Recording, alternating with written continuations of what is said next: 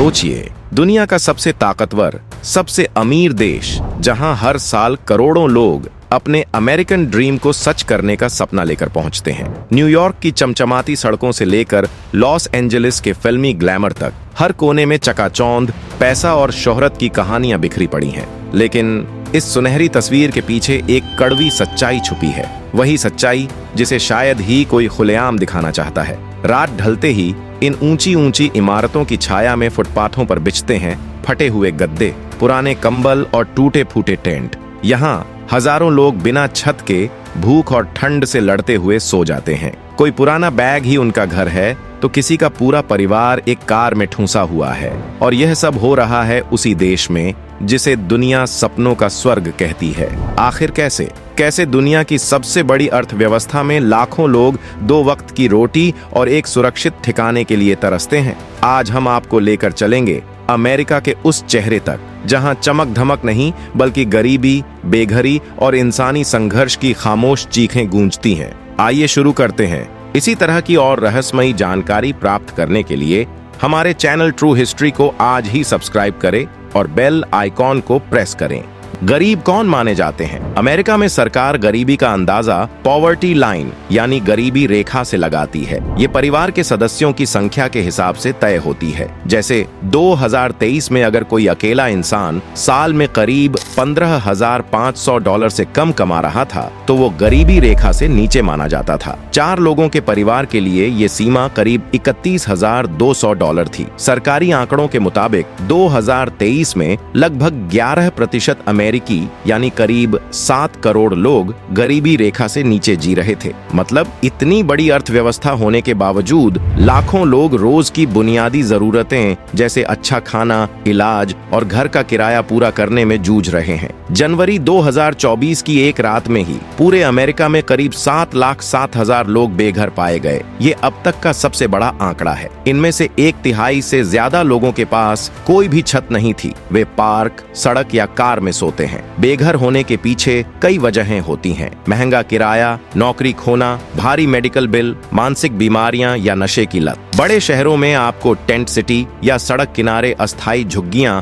आसानी से दिख जाएंगी। सर्दियों में ऐसे हालात जानलेवा हो जाते हैं। महंगा जीवन, गरीब के लिए जाल। अमेरिका में खर्चा तेजी से बढ़ रहा है। किराया आमदनी का बड़ा हिस्सा खा जाता है और खाने पीने की चीजें भी पिछले कुछ सालों में काफी महंगी हो चुकी हैं। बहुत से लोग वर्किंग पुअर कहलाते हैं, मतलब वे फुल टाइम काम करते हैं लेकिन फिर भी महीने के अंत में पैसे नहीं बचते। ये लोग पे चेक टू पे चेक जीते हैं, यानी जो तनख्वाह आती है वही तुरंत खर्च हो जाती है। एक मिडिल क्लास वेटर का उदाहरण लीजिए। सालाना $25,000 कमाने के बावजूद वो रोज का खाना जुटाने में संघर्ष कर रही थी और किसी सरकारी मदद की पात्रता भी नहीं थी। ऐसे हालात सिर्फ युवा नहीं बल्कि बुजुर्गों में भी देखने को मिलते हैं जो रिटायरमेंट के बाद भी मजबूरी में काम कर रहे हैं। अगर बात करें सरकारी मदद और उसकी सीमाएं, अमेरिका में गरीब और बेघर लोगों की मदद के लिए कई सरकारी कार्यक्रम हैं, जैसे SNAP फूड स्टैंप्स, बेघर लोगों के आश्रय और मुफ्त भोजन कार्यक्रम।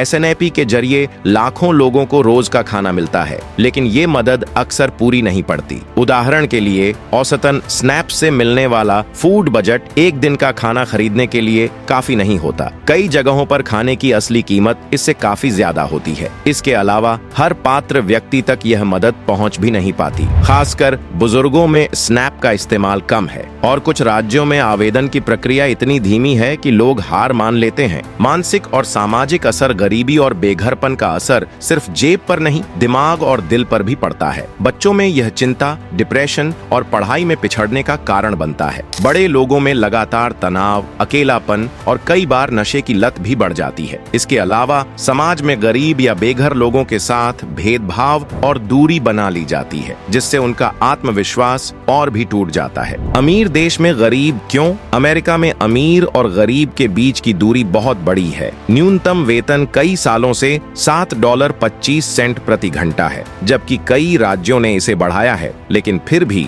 ये जीने लायक वेतन से बहुत कम है। महंगा रेंट और बढ़ती रोजमर्रा की लागत गरीब परिवारों को कर्ज और पे चेक टू पे चेक जीवन के चक्र में फंसा देता है। एक बार इस चक्र में आने के बाद बाहर निकलना बहुत मुश्किल हो जाता है। उम्मीद और समाधान गरीबी और और असमानता से निपटने में कई एनजीओज, चैरिटीज और सामुदायिक प्रयास महत्वपूर्ण भूमिका निभा रहे हैं, जैसे स्थानीय शेल्टर्स, फूड बैंक्स और supportive housing projects. Raise the wage act of 2025 जैसे प्रस्ताव, जो संघीय न्यूनतम वेतन को धीरे धीरे $85 प्रति घंटे उठाने का लक्ष्य रखते हैं, महत्वपूर्ण सुधार का संकेत है। यह लगभग 22 मिलियन कामगारों के लिए लाभदायक हो सकता है। इसके अतिरिक्त यूनिवर्सल लिविंग वेज जैसे मॉडल पर भी काम हो रहा है, जहां न्यूनतम वेतन को स्थानीय हाउसिंग कॉस्ट के अनुरूप तय किया जाए, ताकि कम कमाने वाला भी आवास, भोजन और ट्रांजिट जैसी बुनियादी जरूरतें पूरा कर सके। सरकार का कदम न्यूनतम वेतन को इन्फ्लेशन के अनुरूप स्वतः बढ़ाना,